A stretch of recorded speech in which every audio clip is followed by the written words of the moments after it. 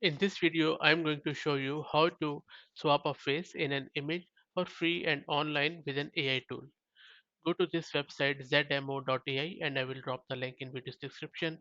Click on get started with room design, sign up for a free account with your email and you will be on this screen. Here, click on swap anything and then from here upload your image where you want to change the face. I'm going to just use their pre-provided images from their demo. So I'm just selecting this image. It will just spend few seconds on processing it. So let's wait for it to finish. It was fairly quick. Now just select the face here by pointing your mouse on it. That is selected. Now confirm mask and then click on create. On the right hand side, it will create a task and then swap the face with another face. So it is processing. Let's wait for it to finish.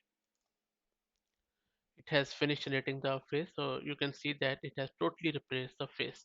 If you want another option, then click on the second image generated by it and the face has totally changed.